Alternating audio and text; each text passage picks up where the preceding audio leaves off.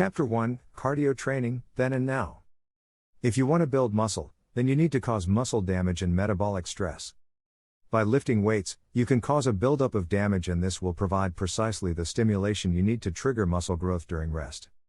To lose fat, improve your fitness and get better health though, you need to use cardiovascular training. Cardiovascular training is any type of training that involves exerting yourself for an extended period of time. Very often this will mean running long distances, with jogging being perhaps the most popular form of cardio training. Not far behind though are swimming, cycling, skipping rope, rowing and others. Traditionally, this kind of cardiovascular training has been steady state. That means that you put on your running shoes, you step out of the door and you run for about 40 to 60 minutes. It's steady state because you are maintaining a steady level of exertion throughout the course of the exercise. In this case you are jogging at a set pace and then maintaining that pace. For a long time, this was thought to be the very best way to burn the maximum number of calories and to improve fitness. And there was good theory behind why this should be the case. Specifically, it was thought that there was an optimal fat burning zone and that this could be found at roughly 70% of your maximum heart rate. This makes sense in theory, seeing as faster than 70% of your MHR would put you past your anaerobic threshold. In other words, you would be running so fast that you wouldn't be able to rely on your aerobic energy system for fuel. You simply couldn't burn fat quickly enough, and so you would be forced to rely on energy stored in your muscles as ATP and glycogen. It would appear to make sense then that running at 70% of your MHR and maintaining the maximum pace at which the body burns fat should result in the maximum weight loss. But this isn't what modern research has found. HIIT stands for high intensity interval training. And it completely turns this concept on its head. In HIIT, you actually alternate between bursts of intense exertion, such as sprinting, and periods of relative low-intensity exercise, like jogging or power walking. This way, you are switching from your anaerobic energy system to your aerobic system and back, switching between burning energy stored in your blood and muscles and energy stored as fat. But what makes this so effective is what happens after the anaerobic training. When you exert yourself maximally by sprinting or exercising otherwise at 100%, you deplete any energy that might have been available from sources other than fat. This then means that following that, your body can only burn fat for energy, there is no other option remaining. Thus, you will then burn even more fat during the aerobic portions of the exercise. And when you finish and go home, you will continue to burn fat stores because you'll still be low on stored glycogen. This is what some people refer to as the afterburn effect. And it means that after an intensive session of HIIT, you can continue to burn more calories for the entire remainder of the day. More benefits of HIIT. HIIT is able to burn more calories than steady-state cardio. Because you're exerting yourself more at certain points throughout your training, this means you should also be finished in a much shorter space of time. Typically, a HIIT session can last between 10 to 20 minutes and be just as effective in terms of calories burned as a 40-minute run. For those who have a busy and hectic work schedule, then, HIIT training is the ideal solution, and allow them to squeeze in a few short minutes of highly effective training to get amazing results. There are more reasons to get excited about HIIT too.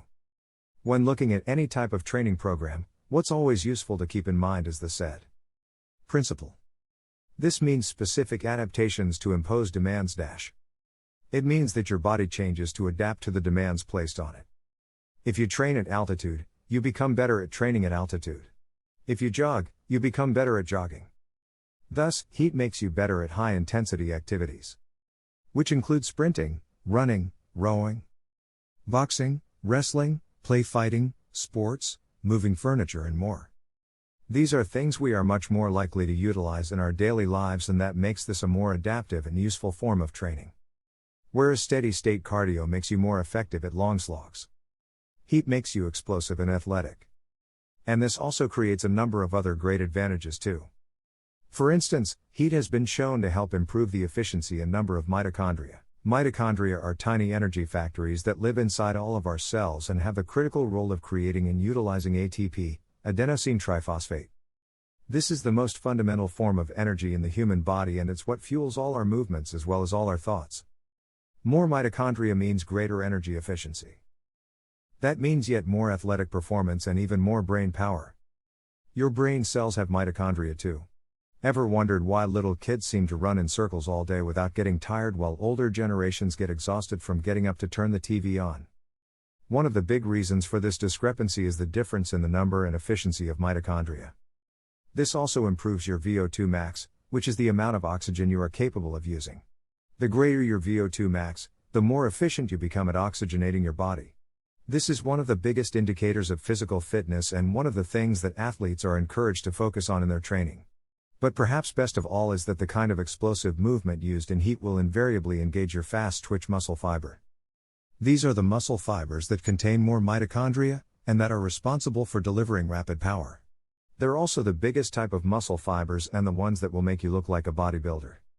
If you engage in steady-state cardio, then you can risk converting your fast-twitch muscle fiber into slow-twitch fiber.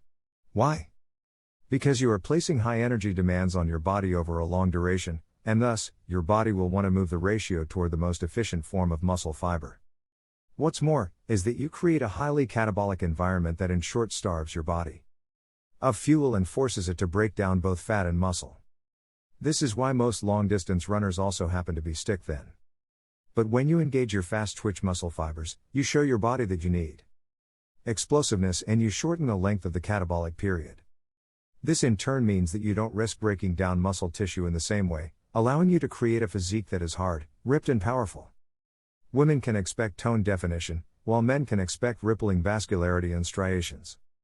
That's why, as we stated earlier, this is the preferred weight loss strategy of cover models and celebrities. So let's recap. This is a form of training that is quicker than conventional steady-state cardio. Able to burn a much greater number of calories in a shorter time. Able to create an afterburn effect for increased metabolism throughout the day. Effective in increasing energy levels by improving the number of mitochondria. Effective in protecting muscle against deterioration for a leaner, harder physique. Excellent for your all-round health. Oh, and did we mention that it's also highly versatile and practical and can be performed anywhere? Yep, that's pretty much why people love HIIT. Let's introduce it into your routine, shall we?